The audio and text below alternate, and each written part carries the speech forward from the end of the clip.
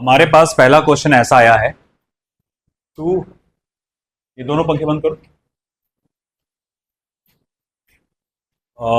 To sound waves having wavelengths 81 centimetre and 82.5 centimetre produces 8 beats per second. तो मेरे पास जो पहली वेवलेंथ दी गई है इट इज 81 सेंटीमीटर और दूसरी वेवलेंथ जो दी गई है इट इज 82.5 सेंटीमीटर। तो एक साउंड वेव आई जिसकी वेवलेंथ इतनी थी, दूसरी साउंड वेव आई जिसकी वेवलेंथ इतनी थी, दोनों आपस में सुपर इम्पोज हुए और जाहिर बात है फिर वहां पर 8 बीट्स पर सेकंड सुनाई दिए हमको, यानी ये बीट फ्रीक्वेंसी है आपके पास दी गई 8 बीट्स पर सेकंड। उसने कहा है स्पीड ऑफ साउंड पता लगाओ। अच्छा एक बात बताओ कि कौन सी वेव की फ्रीक्वेंसी ज्यादा है, फर्स्ट वाले की कि सेकंड वाले की? कौन सी वाली वेव की फ्रीक्वेंसी ज्यादा है? फर्स्ट वाली की। N equals to V by lambda होता है, इनवर्सली प्रोपोर्शनल टू वेवलेंथ। तो जिसकी वेवलेंथ कम उसकी फ्रीक्वेंसी ज्यादा। तो भैया ये यहां पर मैं कहूंगा कि इस बार N1 minus N2 is equals to 8 beats रहेगा। अगर N1 छोटा होता, N2 की फ्रीक्वेंसी ज्यादा होती तो मैं क्या लिखता? N2 minus N, N1 minus N2 is equals to 8। अब जैसे कि हम जानते हैं since N equals to V by lambda, तो N1 के जगह लिखूंगा मैं V by lambda 1 minus V by lambda 2 is equals to 8। फिर आगे क्या? V को कॉमन निकाल लो, 1 upon lambda 1 minus 1 upon lambda 2 is equals to 8। Therefore, V 1 upon lambda 1, 1 upon 81 minus 1 upon 82.5 is equals to 8। 82.5 minus 1 कितना होता है? Minus 81 कितना होगा? 1.5। क्रॉस मल्टीप्लाई करो ना इसको तो वो हो जाएगा 1.5 upon 81 multiply by 82.5 is equals to 8। इसको उधर भेजो, V is equals to 8 multiply by 81 multiply by 82.5 divided by 1.5। 81 1.5 से डिवाइड होगा, कुछ ना कुछ होगा प्रॉपर। देखो क्या आता है, 99 से 81 होता है ना, तो कितना होगा देखो,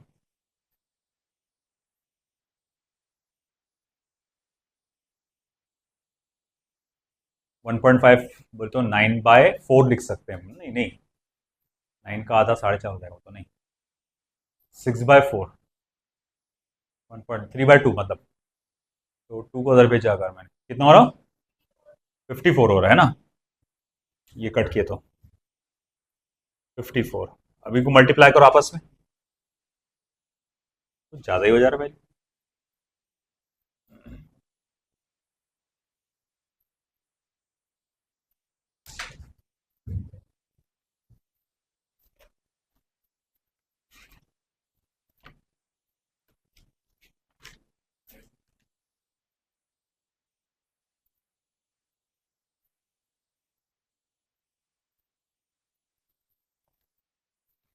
करो सॉल्व जब तक मैं अगला क्वेश्चन लिखता।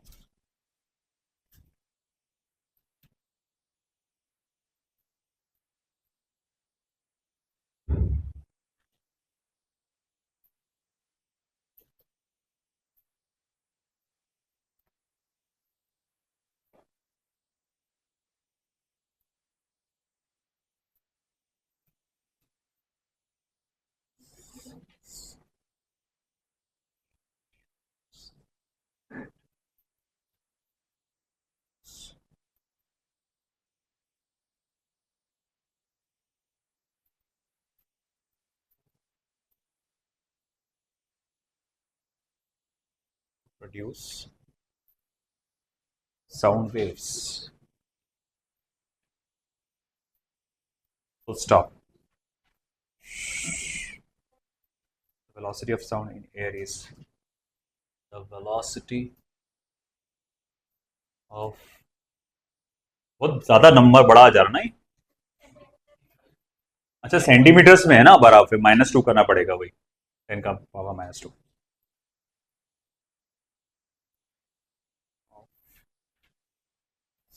sound in air is 3.4 meter per second. Find the difference in wavelengths of the waves. Stop. कितना आ रहा?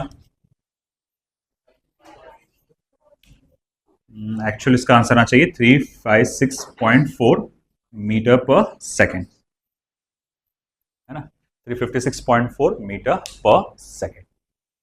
This should be the answer. Next उस पे चलो. Two tuning forks having frequencies 320 Hz and 340 Hz are sounded together to produce a sound wave. तो दो अलग अलग frequencies हैं.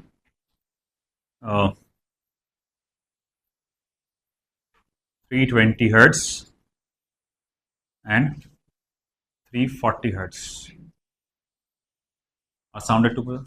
The velocity of sound in air is 326.4 meter per second. Find the difference in wavelength. Wavelength किसकी बड़ी रहेंगी? जिसकी frequency ज़्यादा. Lambda equals to V by N ना, तो lambda 1 minus lambda 2 is equals to पूछा गया. तो जैसे कि मैं जानता हूँ लैम्बडा इज इक्वल्स टू क्या होता है? V by N. Okay, lambda equals to V by N. तो हम लोग देख रहे हैं कि भाई अगर ये फॉर्मूला यहाँ पर डालूँ मैं, therefore lambda 1 minus lambda 2 is equals to V upon n1 minus V upon n2. Speed of sound तो मीडियम पे डिपेंड करेगा ना. मीडियम बदला क्या? नहीं, दोनों भी वेव्स कहाँ ट्रैवल कर रहे हैं? एयर, है ना? मैं यहाँ जोर से चिल्ला चिल्ला के बात करूँ या फिर कुछ भी एक अल्फाज बोलूँ, उसकी जो स्पीड रही है, आप गर्ल्स में से कोई एक अगर बोलता है तो उसकी जो स्पीड रहेगी सेम रहेगी. फर्क ये रहेगा कि मेरी फ्रीक्वेंसी कम है, गर्ल्स में से जो फ्रीक्वेंसी आएगी ज्यादा आएगी. सिर्फ फर्क इतना रहेगा, वेवलेंथ और फ्रीक्वेंसी का फर्क रहेगा, है ना? मगर वो सुनाई एक साथ देगी, मतलब स्पीड कैसा रहेगा? सेम.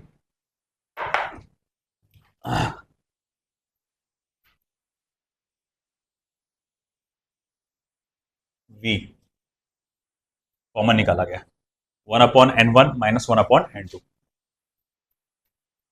326.4 1 अपॉन n1 यानी कि 320 माइनस 1 अपॉन 360. तो फिर क्रॉस मल्टीप्लाई करेंगे. 360 में से 320 के 40, 326.4 multiply by 40 divided by 320 multiply by 360. हाँ,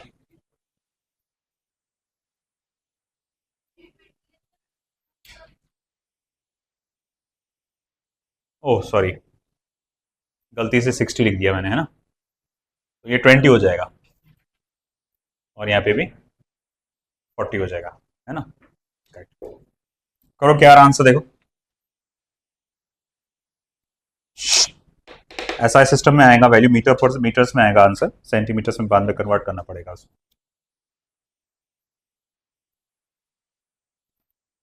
दूसरे नंबर का था ना प्रॉब्लम. अगला थर्ड वाला पढ़ो. 8 ना, बस. हाँ,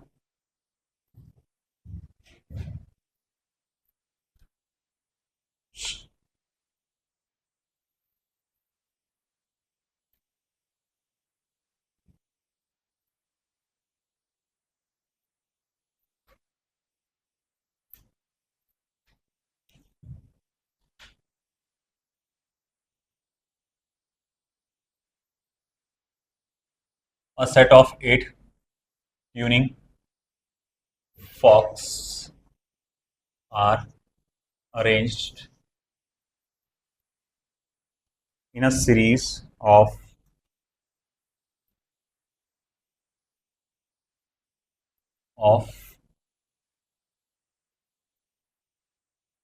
increasing order of frequencies. Full stop. Each fork, बेटा बातें नहीं, gives 4 beats per second with the next one, and the frequency of last fork is twice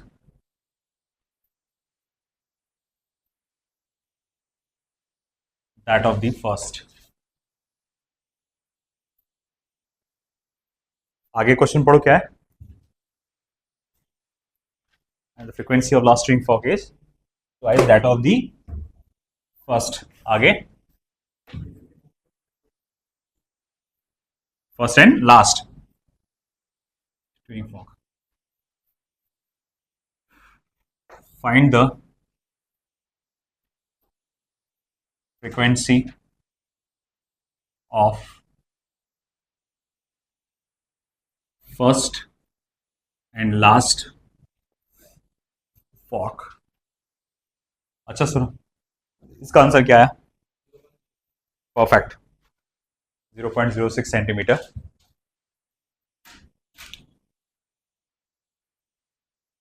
good one, ये आपका आंसर रहेगा.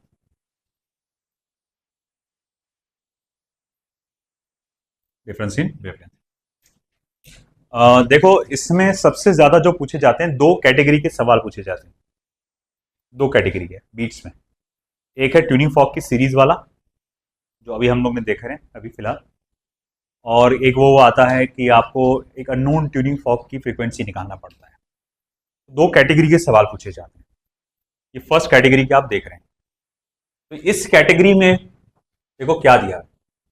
अ set of 8 tuning forks are arrange in a series of increasing order of frequencies.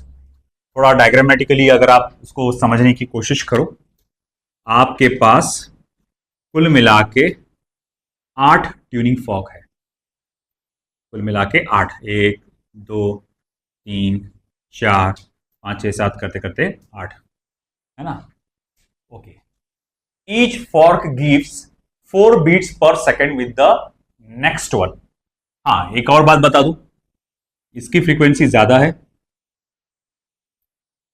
Increasing order है ना, sorry, हाँ, increasing order of frequency है. तो जैसे जैसे आप अगले ट्यूनिंग फॉर्क की तरफ बढ़ रहे हैं, फ्रीक्वेंसी क्या हो रही बेटा? बढ़ते चले जा रही. जैसे जैसे अगले ट्यूनिंग फॉर्क की तरफ बढ़ते हम लोग, फ्रीक्वेंसी क्या होती है? बढ़ते चले जाती है. तो इसमें ये पहला सेंटेंस बता रहा है 8 ट्यूनिंग फॉर्क है, और जैसे जैसे आगे बढ़ रहा हूं फ्रीक्वेंसी बढ़ते चले जाती. Each fork gives 4 beats per second with the previous one. हर एक फॉर्क पिछले वाले फॉर्क के साथ कितना देता है? 4 बीट्स पर सेकेंड. कहने का मतलब, अगर मैं n2 माइनस n1 करूं तो वो कितना आएगा बेटा? 4. n2 माइनस n1 करूं तो क्या लिखूंगा मैं? 4. तो मैं यहां लिख सकता हूं therefore n2 equals to n1 plus 4.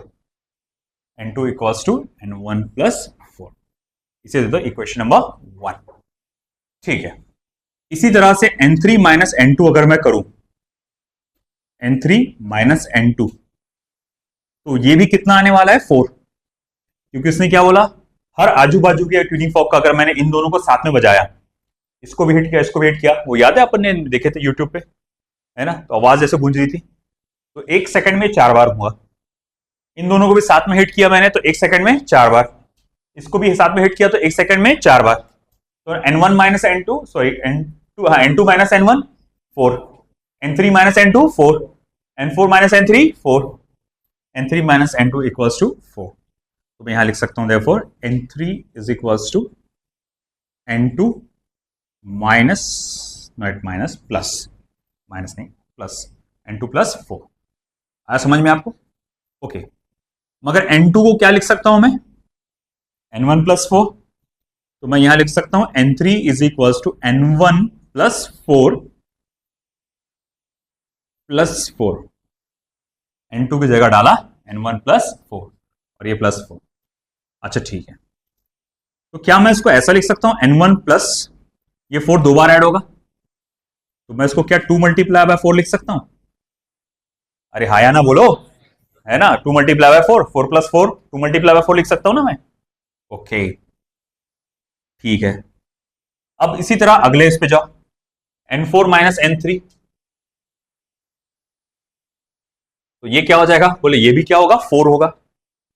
अच्छा तो फिर मैं N4 को क्या लिख सकता हूं, N3 माइनस 4, सॉरी प्लस 4, है ना। अच्छा N3 की वैल्यू क्या है यार, N3 की वैल्यू तो N1 प्लस वो 2 बार 4 है ना ये, तो या 8 बोल दो, एक किस्म से, है ना। N3 क्या है, N1 प्लस 8 है। अच्छा 8 प्लस 4 क्या होता, 12, तो मैं क्या उसको ऐसा लिख सकता हूं, N1 plus 3 into 4, equation number 3। ऐसा 3 बार लिखने पे या 2 से 3 बार लिखने पे मुझे पैटर्न पता चल गया। किस चीज का पता चल गया, पैटर्न। ये पैटर्न क्या है, बोले पैटर्न ये है कि हर बार यहां पर N1 प्लस, अगर मुझे N4 निकालना है तो N1 प्लस 3 मल्टीप्लाई बाय 4 आ रहा है, मुझे N2 निकालना था, एक मिनट रुको, N3 निकालना था तो N1 प्लस 2 मल्टीप्लाई बाय 4 था, N4 निकालना था तो N1 प्लस 3 मल्टीप्लाई बाय 4 होगा। अच्छा N5 अगर निकालना रहा तो N1 प्लस 4, 5 मल्टीप्लाई बाय, नहीं सॉरी 4 मल्टीप्लाई बाय 4। अच्छा N7 बोले तो 6 into 4, और अगर मैं 8 बोलू तो मतलब मैं यहां लिख सकता हूं therefore N8 is equal to N1 plus 7 multiply by 4। तो मैंने 2-3 बार इसको सॉल्व किया और मुझे पैटर्न का पता चल गया। अब पैटर्न का जैसे ही पता चल गया तो मैंने 8वें का नंबर लिख दिया, 8वें का रिलेशन लिख डाला। मैंने 8वें का रिलेशन लिखा क्यों, क्योंकि क्वेश्चन में मुझे जो रिलेशन दिया हुआ इन दोनों पे दिया हुआ है, N8 और N1 का। देखो क्या लिया, the frequency of last fork is twice that of the first, यानी N8 जो है आपको क्या दिया हुआ है, 2 टाइम्स ऑफ N1।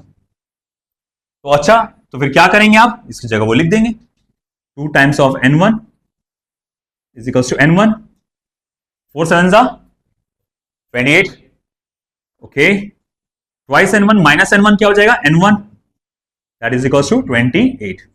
तो ये आ गया 28 हर्ट्ज, पहला आंसर है कि नहीं। N1 इक्वल टू क्या आ गया बेटा, 28 हर्ट्ज। अच्छा N8 भी निकालना है मुझको, तो N8 इज इक्वल टू क्या आएगा, 2 टाइम्स ऑफ N1, क्या आएगा डबल इसका, 56 हर्ट्ज। तो इसका आंसर रह जाएगा 56 हर्ट्ज। समझा गया बेटा, है ना।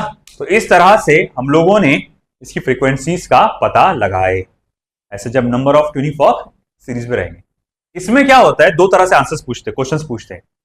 एक बार ट्यूनिंग फॉर्क इंक्रीजिंग ऑर्डर में होते हैं, तो कभी कभार ट्यूनिंग फॉर्क डिक्रीजिंग ऑर्डर में भी होते हैं, है ना, वो आएंगे, वो क्वेश्चंस दिखाऊंगा मैं आपको। दूसरी बात, ऐसा जरूरी नहीं सिर्फ हमेशा पहला और आखिरी वाला ही पूछेगा, बीच का भी कुछ पूछ सकता है। मान लो उसने बोल दिया छठे नंबर का ट्यूनिंग फॉर्क जो है उसकी फ्रीक्वेंसी पता लगाओ, तो कैसे पता लगाएंगे, पहले तो N1 निकालना पड़ेगा तुमको, है ना। छठे नंबर का N6 is equal to N1 plus 5 multiply by 4, फिर वो N1 की वैल्यू यहां से उठा के डाल दो, तो तुमको वो छठे नंबर के ट्यूनिंग फॉर्क की भी फ्रीक्वेंसी मिल गई। आई बात समझ में, देख लो।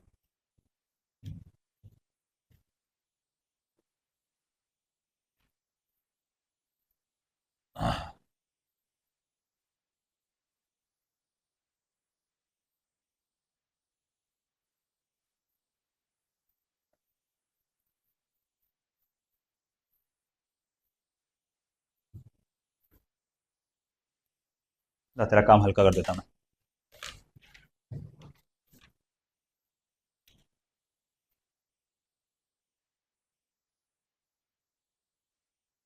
A set of 31 tuning forks are arranged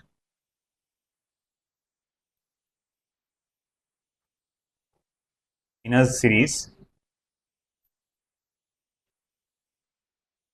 set रहा तो ईज बोलते हैं, वैसे सही है, in a series of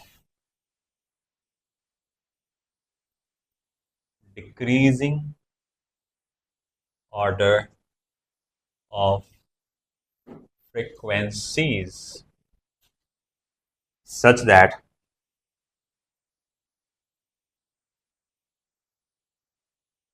each fork gives 5 beats per second with the preceding one. With the preceding one. And the frequency of first fork is twice the frequency of last. Full stop. Find the frequency of first and last tuning fork. चलो, ये एक मैं अपने मन से इसमें जोड़ रहा हूं.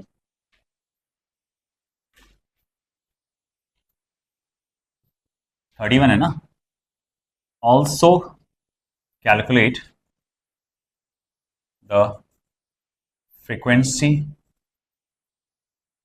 Of 20th tuning fork. ये मैंने अपने मन से जोड़ा उसमें, ताकि आपको बीच में अगर कोई बोला जाए, बीच के कोई ट्यूनिंग फॉक की फ्रीक्वेंसी बोला जाए, वो भी कैलकुलेट करते आना चाहिए. करोगे? ट्राई करते? चलो ट्राई करके देखो. गलती होगा ना ज़्यादा से ज़्यादा. इस तरह से बनाओ पहले, और याद रखना इस बार फर्स्ट वाले ट्यूनिंग फॉक की फ्रीक्वेंसी ज़्यादा है, सबसे ज़्यादा है, और जैसे जैसे जैसे आप आगे बढ़ रहे हैं फ्रीक्वेंसी कम होती जा रही है. चलो go for it, come on, believe yourself. क्या गलत? तो मेरे को यहाँ क्या दिया हुआ है? तो मुझे यहाँ दिया हुआ है 31 tuning forks are arranged in a series of decreasing order of frequencies. First, second, third, fourth करते करते करते और लास्ट में आया 31st. So first, second, third, fourth, and the last one is 31. N1, N2, N3, N4, and the last one N31. Okay, such that each of the fork gives 4 or 5 beats per second with the preceding one. Preceding मतलब उससे पहले वाला होता है. Preceding means उससे पहला. तो हर tuning Fock से पहले वाले ट्यूनिंग फॉक के साथ मिलकर 5 बीट्स पर सेकंड दे रहा है. मतलब फर्स्ट और सेकंड को एक साथ हिट करोगे तो 5 बीट्स पर सेकंड, सेकंड और थर्ड को हिट करोगे तो 5 बीट्स पर सेकंड. क्योंकि N1 बड़ा है N2 से, तो मैं यहां लिख सकता हूं देखो N1 minus N2 is equals to क्या आएगा बेटा 5. N2 को उधर ले जा, N5 को इधर लेके आ, तो N2 is equals to N1 minus 5. कई लोग यहीं अटक गए होंगे, अरे यार पिछली बार तो प्लस आया था, इस बार तो कुछ अलग आ रहा है ना. नहीं रे भैया, तो क्या और अलग है? मैथमेटिक्स है ना, वो कुछ भी हो सकता. तुम सॉल्व करते बैठो आगे अपना. ये आ गया. अब आगे क्या? सिमिलर मैनर में आप क्या करो, N3 माइनस N2 देखो. N3 माइनस N2 क्या रहेगा बेटा? है ना, ये रहेगा 5. सॉरी कर दिया गड़बड़ मैंने. N2 माइनस N3 है ना, क्योंकि अगर ये सीक्वेंस बदले तो आंसर बदल जाता. क्योंकि N2 बड़ा है N3 से, तो N2 माइनस N3, तो N3 इज इक्वल्स टू क्या हो जाएगा बेटा? N2 minus 5. अच्छा, फिर N2 की जगह क्या लिख सकता हूं मैं? N1 minus 5 minus 5.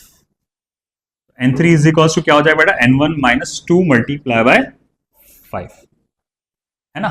क्योंकि माइनस ये माइनस 5 मल्टीप्लाई बाय माइनस 5 जो भी कहा, सॉरी माइनस 5 माइनस 5 तो माइनस 10 होता. माइनस 10 को क्या लिख सकते हैं? Minus 2 into 5. सिमिलर मैनर पे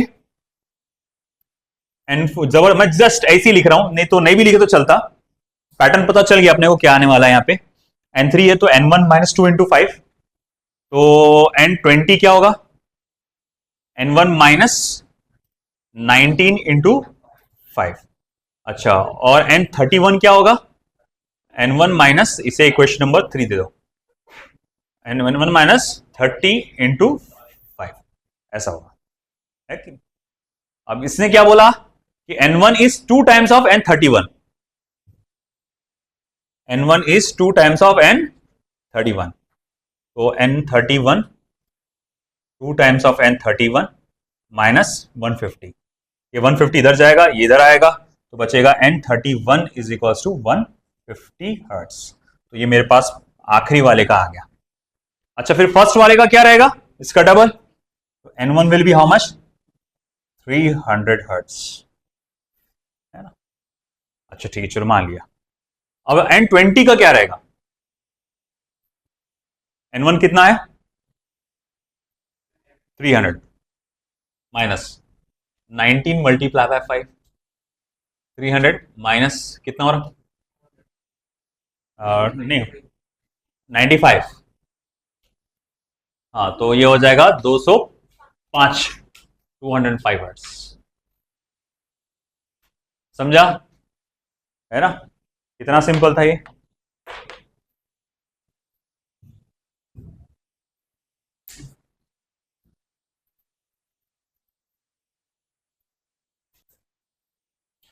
तो एक जबरदस्त क्वेश्चन तुम्हारे सामने आया है, दो क्वेश्चन तुम्हारे सामने, पर दोनों एक ही कैटेगरी के हैं, थोड़ा सा डिफरेंस है।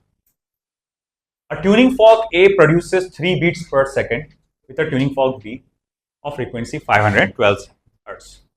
पहले अगर इस सेंटेंस को मैं अगर पढ़ूं सिर्फ, इससे मुझे एक बात समझ में आती है। पहली बात तो ये, ट्यूनिंग फॉर्क B की जो फ्रीक्वेंसी है वो 512 हर्ट्ज है। Yeah, the tuning fork A produces 3 beats per second. The frequency of tuning fork B of frequency 512 Hz. और उसने कहा है कि Na माइनस NB ये 3 बीट्स पर सेकेंड है। मगर इसमें एक और पॉसिबिलिटी है, बोले क्या पॉसिबिलिटी और, NB माइनस Na भी तो हो सकता है 3। ये थोड़ी पता है कि कौन सा फ्रीक्वेंसी बड़ा, कहीं से बोला हुआ है क्या? गौर से देखना है, इसमें बहुत प्रेजेंस ऑफ माइंड और बहुत इमेजिनेशन की जरूरत है। थोड़ा भी यूं यूं मत करते बैठना, ध्यान दो सब लोग। बी ट्यूनिंग फॉर्क की फ्रीक्वेंसी कितनी है, 512 हर्ट्ज। उसने बोला इन दोनों को साथ में बजाऊंगा मैं अगर तो 3 बिट्स सुनाई देंगे। तो पॉसिबिलिटी क्या है, एक तो ये पॉसिबिलिटी है, ए के बारे में मैं कुछ भी नहीं जानता, है ना, तो हो सकता है ए का फील्डिंग फ्रीक्वेंसी बी सी की फ्रीक्वेंसी से बड़ा हो, तो Na minus NB equals to 3, और अगर छोटा होता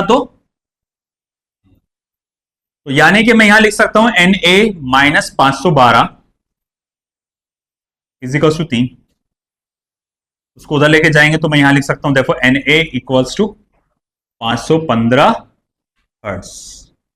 ये एक पॉसिबिलिटी है। दूसरी पॉसिबिलिटी क्या है, Na is equals to NB minus 3, यानी कि 512 माइनस 3 यानी कि 509 हर्ट्ज, है ना? अब ऐसा है कि मेरे पास दो आंसर्स मौजूद है। आंसर है, आंसर तुम्हारे पास बोर्ड पर लिखा हुआ है, जो सवाल पूछे ना, what is the frequency of a, वो बात की बात है, before the verb extract on it, वो बात की बात है। तो फ्रीक्वेंसी ऑफ ए तो आंसर मिल गया, मगर प्रॉब्लम क्या है, दो वैल्यूज आई, इसमें से ये पता नहीं कि सही वाली कौन सी है। अब सही वाली कौन सी है ये पहचानने के लिए हमें आगे के सेंटेंस को पढ़कर समझ के इसको सॉल्व करना पड़ेगा। देखो क्या दिया, when a little wax is stuck to a prong on A of A। अब मुझे एक बात बताओ, मान लो ये दो ट्यूनिंग फॉक्स थे हमारे पास, ये मेरे राइट हैंड पे जो ट्यूनिंग फॉक है ए प्रॉन्ग, ए फॉक है, ये बी है। अब इसको थोड़ा सा मैंने वैक्स लगा दिया, वैक्स लगाने की वजह से क्या होगा, इसके मूवमेंट रिस्ट्रिक्टेड हो जाएगा, है ना, आराम से मूवमेंट हो पाएगा क्या, नहीं। तो पहले प्रॉन्ग यूं यूं तेजी से वाइब्रेट कर रहा था, अब वो हल्का हल्का आराम आराम से वाइब्रेट करेगा, है कि? अब अगर हल्का हल्का आराम से वाइब्रेट करेगा, मुझे एक बात मालूम है कि वैक्स लगाने के बाद इसकी फ्रीक्वेंसी क्या हो जाएगी, कम हो जाएगी, है ना। तो मैं यहां लिखूंगा after applying wax, after applying wax N dash A will be less than N, जो फ्रीक्वेंसी है वो पहले वाली फ्रीक्वेंसी से क्या हो जाएगी, कम हो जाएगी, है ना। ठीक है, ये बात तो समझ में आ गई। अब आगे क्या बोला है, the number of beats hertz per second becomes 2। उसने बोला कि अब क्या हुआ, पहले कितने बीट्स सुनाई दे रहे थे, 3। देखो जब मैं इसको एक साथ वाइब्रेट कर रहा, कितने बीट्स पर सेकंड सुनाई दे रहे, 3। अब इसको वैक्स लगा दिया तो अब कितने बीट्स पर सेकंड सुनाई दे रहे, 2। तो बोले यार 2 सुनाई दे रहे, तो इनमें से कौन सा वाला कॉम्बिनेशन सही होगा। क्योंकि देखो बात ऐसी है, अगर मैं मान के चलूं कि ये वाला कॉम्बिनेशन सही है थोड़ी देर के लिए, है ना, तो थोड़ी देर के लिए अगर मैं इसे मान के चलूं कि ये वाला कॉम्बिनेशन सही है, तो NB minus NA equals to 3 है ना। तो मुझे एक बात बताओ, वैक्स लगाने के बाद क्या हुआ,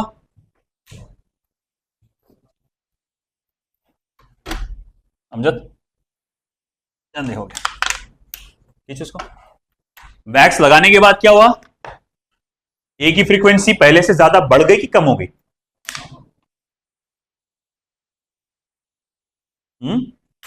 कम हो गई ना। अब तेजी से वाइब्रेट कर रहा, क्या अब आराम आराम से वाइब्रेट कर रहा।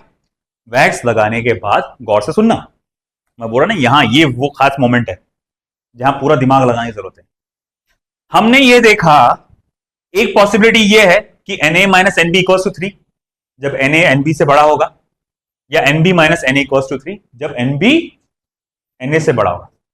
मैं पहले इसे मैच करके देखा, मैंने बोला देख, मैंने वैक्स लगाया तो Na की फ्रीक्वेंसी क्या हो गई, कम हो गई। मतलब अब जो भी आंसर मैं यहां लिखूंगा, है ना, तो जब मैं जो भी आंसर लिखूंगा, NB माइनस Na पहले क्या था, इक्वल्स टू 3 था। NB minus Na equals to क्या था, पहले 3 था। मगर अब जब N डैश A लिखूंगा मैं, तो ये नंबर छोटा होगा पहले से, क्योंकि N डैश A Na से कैसा है, छोटा है। ये बात समझ रहे क्या आप, इत्मीनान से देख लो। NB माइनस Na क्या था, 3 था। मैंने पहले इसको पकड़ के देखा, सर ये नहीं कर सकते, आप चाहे तो ये कर लो, मसला नहीं। पहले मैंने इसको पकड़ा, मेरे को मन करा, तो भाई NB Na इक्वल्स टू 3। फिर मैंने बोला अरे वो तो अपन ने वैक्स लगा दिया ना, तो फ्रीक्वेंसी N डैश A की कम हो गई। तो अगर ये नंबर पहले से कम हो गया, तो अब जो भी बीट पर सेकंड सुनाई देगा वो 3 से कैसा आएगा, ज्यादा आएगा। बोले ऐसे कैसे, अरे अगर मान लो पहले 5 माइनस 2 इक्वल्स टू 3 होता था, अब अगर नंबर पहले से छोटा हो चुका है, अगर नंबर ये पहले से छोटा हो गया, तो तुमको नहीं लगता कि ये वैल्यू बढ़ जाएगा, है ना, ये वैल्यू क्या हो जाएगा, बढ़ जाएगा। तो इसका जो भी आंसर आएगा, पुराना आंसर क्या था, 3 है कि नहीं। अब अगर ये नंबर छोटा हो गया, तो अब नया वाला आंसर पहले से ज्यादा आएगा। ये समझ में आ रहा। तो मैं बोलूंगा अरे देखो, अगर ये वैल्यू छोटी हो गई ना, क्योंकि बोला उसने छोटी होगी, वैक्स लगाने से छोटा हो जाता ना, वो फ्रीक्वेंसी कम हो जाता, तो भैया ये छोटा हो जाएगा, ग्रेटर देन 3 होगा। यानी अब जो बीट्स पर सेकंड सुनाई देंगे वो 3 से ज्यादा सुनाई देंगे।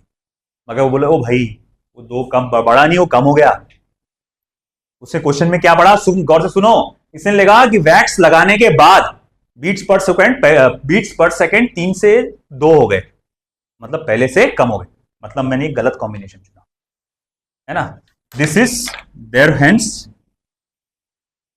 This relation is incorrect. ये रिलेशन कैसा है, इनकरेक्ट है। अच्छा अच्छा अच्छा, ठीक है। फिर क्या, अब मैं क्या करूंगा, इस वाले को चुन के देखूंगा, Na minus NB, therefore Na minus NB, या फिर नाउ इक्वल्स टू 3। मैं बोलूंगा अच्छा अच्छा ठीक है, मैंने पहले क्या मान के चला था कि NB बड़ा है Na से, और उसके हिसाब से 3 आ रहा था, तो मैंने कहा वैक्स लगाने के बाद अब ये प्रॉन्ग ए जो है ज्यादा तेजी से वाइब्रेट नहीं हो पाएगा, इसकी फ्रीक्वेंसी कम हो जाएगी, तो इसका जो भी आंसर आएगा अब 3 से ज्यादा आएगा। मगर क्वेश्चन में तो उल्टा बोला हुआ है ना, जो 2 है वो 3 से तो बड़ा छोटा होता है वो तो बोले अब देखो इसमें मैच करके जो देखो जमता क्या, ये पुराना वाला है Na minus NB, Na minus NB, तुमने Na को क्या लगा दिए, वैक्स। अब इसकी फ्रीक्वेंसी क्या होगी, कम, तो ये अनडैश वाला फ्रीक्वेंसी हो जाएगा। अब अगर मान लो पहले 5 माइनस 2 करके आ रहा था, हमको मालूम तो 3 है करके, अब अगर मैं बोलूंगा ये वाला नंबर अगर छोटा हो जाए, 4 माइनस 2, तो बराबर देखो 2 हो रहा कि नहीं हो रहा है कि नहीं। अगर ये वाला नंबर छोटा हो जाए तो आंसर भी क्या हो जाता है, छोटा। तो मतलब ये हुआ कि जब मैंने इसको वैक्स लगाया, इसकी फ्रीक्वेंसी हो गई कम, और अब अगर ये फ्रीक्वेंसी कम हो गई तो इसको मैं जब इसके साथ माइनस करूंगा, इसका जो भी आंसर आएगा वो 3 से कैसा आएगा, छोटा आएगा।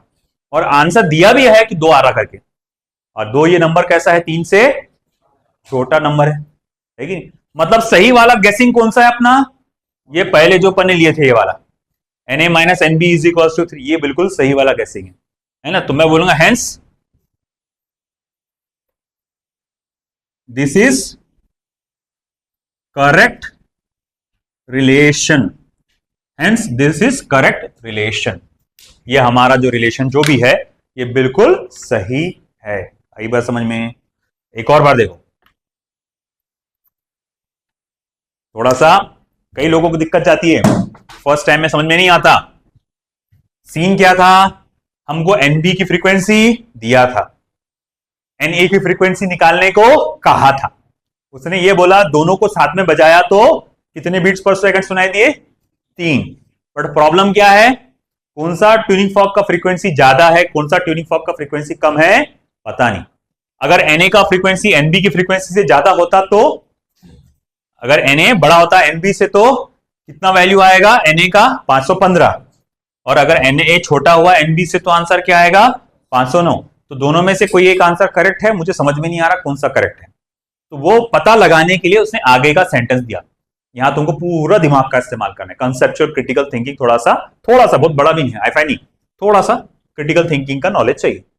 अब इसमें क्या दिया हुआ है देखो, हमने अब ए के ट्यूनिंग फॉर्क को, ये ए है ये बी है, पहले दोनों साथ में वाइब्रेट करे, ऐसा कितना आ रहा है भाई, 3 बीट्स पर सेकंड। अब मैंने इसको लगा दिया वैक्स, अब कितने बीट्स पर सेकंड सुनाई दे रहे, 2 बीट्स पर सेकंड। तो बीट्स पर सेकंड की वैल्यू पहले से बढ़ गई कि कम हो गई, 3 से 2 पर आ गए तो यानी कम हो गई। अच्छा, ये याद रखेंगे कि वैक्स लगाने के बाद फ्रीक्वेंसी क्या हो जाती है, पहले से कम हो जाती है। किसकी, बीट्स की, है ना, बीट दोनों की, ट्यूनिंग फॉर्क की भी और बीट भी पहले से कम हो जाता है। अच्छा बोले ठीक है।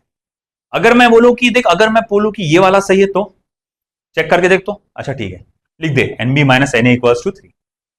मगर वैक्स लगाने के बाद जो फ्रीक्वेंसी थी ट्यूनिंग फॉर्क की कम हो गई थी, यानी अगर मैं एन ए की जगह एन ए डैश लिखूं तो अब जो भी आंसर आएगा N B minus N A dash जो तुम करोगे वो 3 से ज्यादा आएगा। वो कितना आएगा ये नहीं मालूम, मगर क्या आएगा, लॉजिकल दिमाग अपना बोलता है कि भाई ये कम हो गया ना तो ये अब ज्यादा आएगा।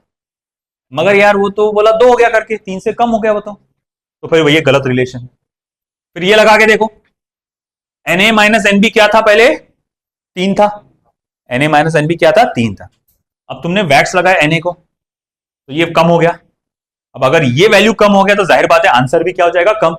हम लोग जानते हैं मैथमेटिक्स में ये वैल्यू कम होता है तो टोटल आंसर कम हो जाता है। तो इसका मतलब भैया ये लेस देन 3 आएगा, 2 दिया हुआ है आंसर जो कि 3 से छोटा होता है, बिल्कुल सही बोला है। तो इसका मतलब ये रिलेशन सही है। अब अगर ये वाला रिलेशन सही है तो कौन सी वाली ट्यूनिंग फॉर्क की फ्रीक्वेंसी सही आएगी, फिर फर्स्ट वाली, यानी Na इक्वल्स टू 515 हर्ट्ज।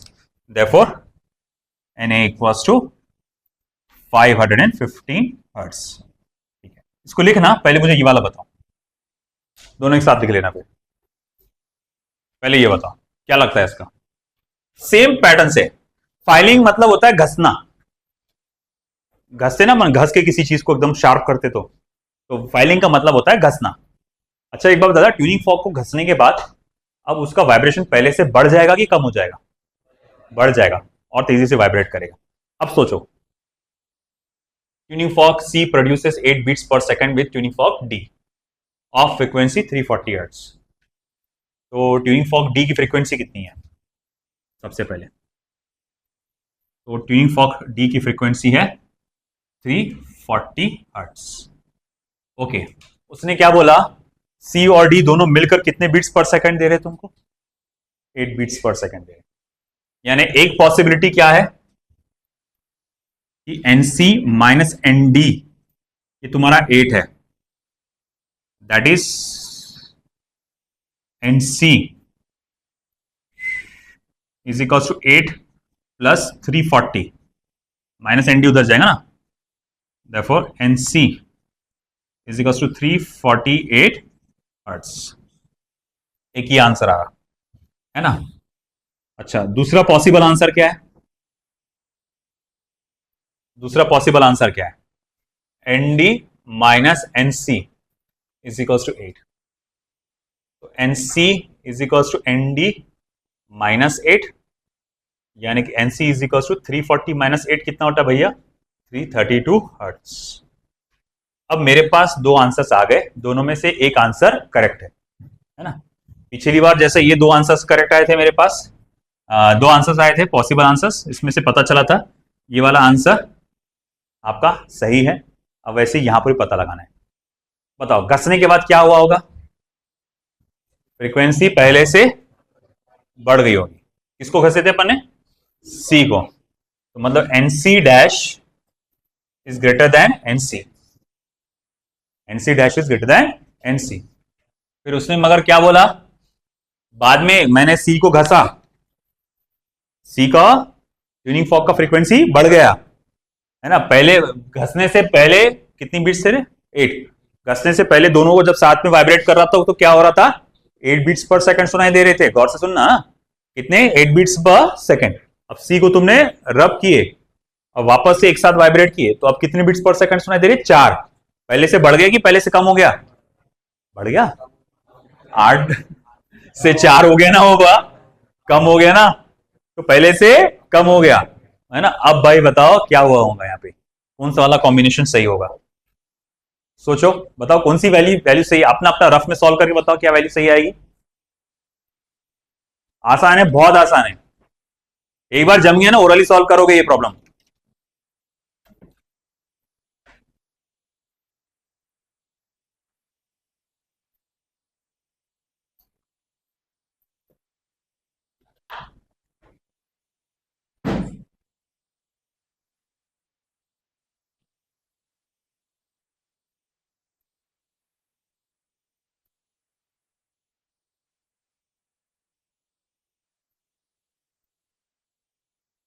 कौन सा सही है? 332।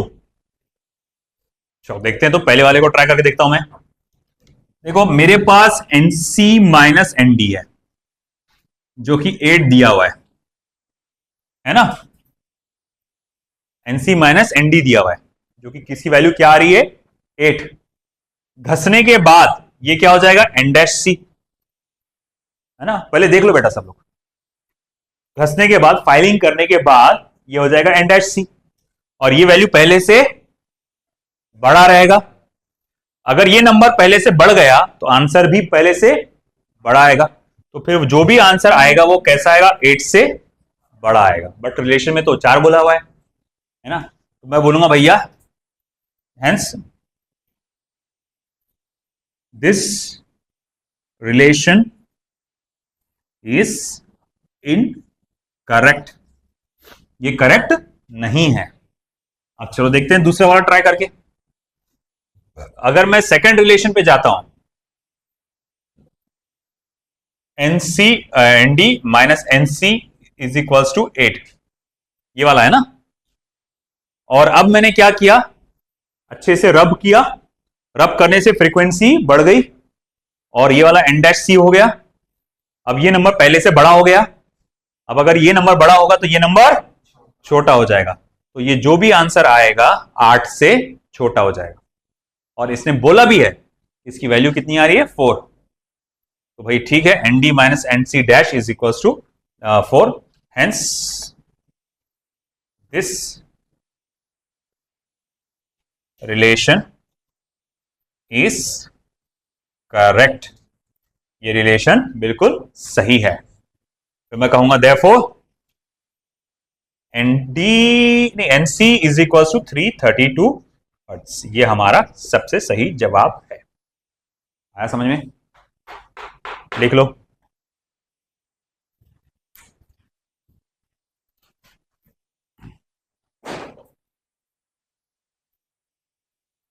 तो स्टेट बोर्ड का एक क्वेश्चन आपके सामने है। एक सोनोमीटर वायर है जो शुरुआत में स्ट्रेच किया गया है by a tension of 40 newton. तो वायर में शुरुआत में टेंशन कितना है बेटा? 40 newton. It vibrates in unison with tuning fork of frequency 384 hertz. मतलब यूनिसन मतलब क्या होता है, दोनों भी सेम फ्रीक्वेंसी के साथ वाइब्रेट कर रहे हैं।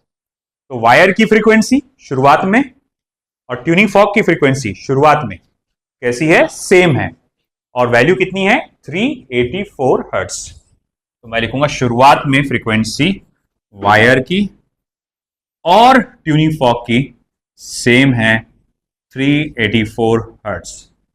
ओके चलो माना। आगे क्या किया गया, how many B number of number है, नंबर नहीं हो गया, number, how many number of beats gets produce in 2 seconds. अब 2 सेकंड में कितने बीट्स, तो बीट्स पर सेकंड सुनाई देंगे अगर वायर का टेंशन डिक्रीज कर दिया गया है बाय, ये बाय है या टू है, ये बहुत मायने रखता है, बाय 1.24 न्यूटन। तो अब देखो भाई सीन क्या हो गया कि आपने वायर का टेंशन कम कर दिया। पहले 40 न्यूटन हुआ करता था, अब उसमें से तुमने 1.24 न्यूटन क्या कर दिए, माइनस कर दिए। कितना हो गया, 3 पॉइंट क्या 68, नहीं नहीं 40.0 माइनस 37 पॉइंट की 38 पॉइंट, 38.76, 38.76, हाँ 38.76 करेक्ट। तो 38, चलो इधर ध्यान दो, 38.76 न्यूटन ये नया वाला टेंशन आ गया। अब देख क्या हुआ, जब तुमने वायर का टेंशन कम कर दिए तो वायर की वाइब्रेट करने की फ्रीक्वेंसी भी कम हो गई होगी, है ना, मगर ट्यूनिंग फॉर्क की फ्रीक्वेंसी बदलेगी क्या, नहीं। तो ट्यूनिंग फॉर्क की फ्रीक्वेंसी तो अभी भी वही है, मगर वायर की फ्रीक्वेंसी अब क्या हो गई, कम हो गई। तो अब जब दोनों भी वाइब्रेट कर रहे हैं एक साथ, अब नया वाला वायर, अब नई कंडीशन में वायर और आपका ट्यूनिंग फॉर्क, क्योंकि अब ट्यूनिंग फॉर्क की फ्रीक्वेंसी जैसी की वैसी है, मगर वायर की फ्रीक्वेंसी पहले से कम हो गई या बदल गई, जो भी टेंशन कम की ना, कम हो गई। तो कम हो गई, तो अब क्या हो गई, दोनों साथ में वाइब्रेट कर रहे हैं, तो अब फ्रीक्वेंसी अलग अलग होने की वजह से कितने बीट्स पर सेकंड सुनाई दे रहे हैं। अच्छा वो पूछा गया कितने बीट्स पर सेकंड, दो सेकंड में सुनाई देंगे। चलो कोई बात नहीं, आसानी से कैलकुलेट कर लेंगे। सबसे पहले तो N2 निकालो, तो कैसे निकालेंगे, N2 upon N1 is equals to under root of T2 upon T1। ये है ना formula, N equals to 1 upon twice under root of T by M, N is directly proportional to T। चलो ठीक है, तो मैं बोलूंगा therefore N2 upon N1, N1 is how much 384 under root of T2 कितना है 38.76 डिवाइड बाय 40। अब ये सारे कैलकुलेशन लॉग बुक का यूज करके सॉल्व करना पड़ते हैं, या फिर थोड़ा बहुत 0.25 से मल्टीप्लाई करके देखो। मैं डायरेक्ट इसका आंसर बता देता हूं, N2 की वैल्यू आएगी 378.0। तो 378.0 हर्ट्ज ये आएगी N2 की वैल्यू, मतलब वायर की नई वाली फ्रीक्वेंसी। अब अगर ये वायर की नई वाली फ्रीक्वेंसी है, तो अब ट्यूनिंग फॉर्क और ये दोनों को जब साथ में हम लोग वाइब्रेट करेंगे, तो N2 minus N2, NT minus N2, it will be how much 384 minus 378। बाबा क्या आएगा कैलकुलेशन देखो,